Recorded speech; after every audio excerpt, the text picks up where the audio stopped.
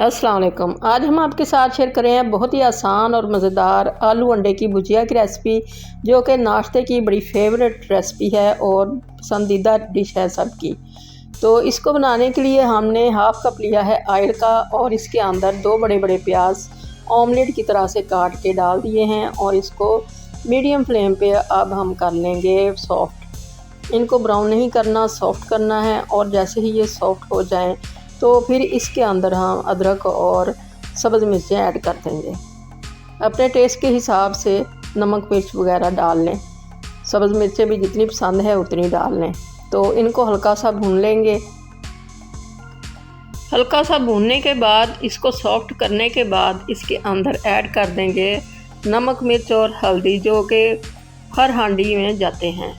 यही मसाले जाएंगे इसके अंदर। नमक और मिर्च अपने टेस्ट के हिसाब से डाल लें। हमने इसके अंदर 1 टीस्पून डाल दिया है मिर्चों का और नमक का, और हल्दी हमने 1/4 या 1/3 टीस्पून ही डाली है।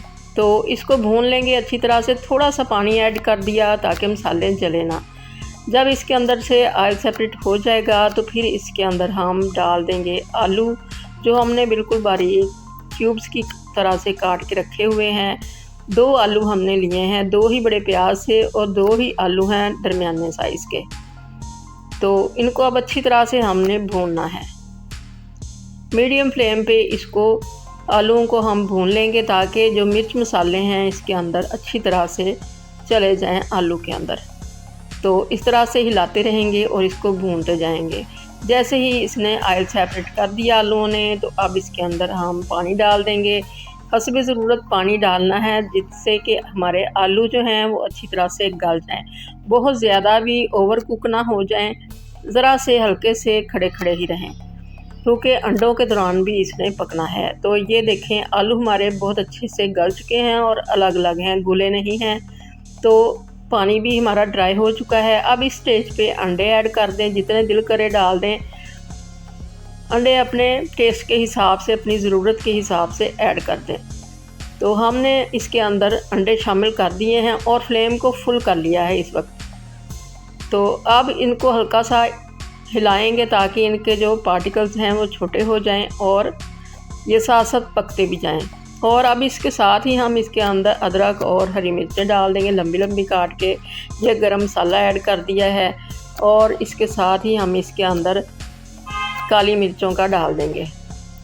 तो काली मिर्चों से इसका टेस्ट बहुत ज़्यादा मज़े का लगता है। तो इस तरह से इसको हमने अच्छी तरह से मिक्स कर देना है। फ्लेम को हमने मीडियम कर लिया है और अब इसको दम पे रख देंगे ताकि जो अंडों में कसर है वो निकल जाए, कुक हो जाए अंडे अच्छी तरह से। तो इस तरह से अच्छी तरह से मिक्स कर लिया है और इसको अब कवर करके रख देंगे दम पे। तो दम के बाद अब इसके अंदर हम देखें कितना खूबसूरत इसकी लुक आई है। ऑयल भी सेपरेट हो चुका है। अब इसके अंदर हमारे पास धनिया नहीं था और अब हमने थोड़ा सा ढूंढ ही लिया है धनिया, और धनिया भी इसके अंदर ऐड कर देंगे, क्योंकि धनिया के बगैर ये डिश जो है अच्छी नहीं लगती। तो थोड़ा सा धनिया हमें मिल गया तो इसके अंदर हमने ऐड कर दिया है।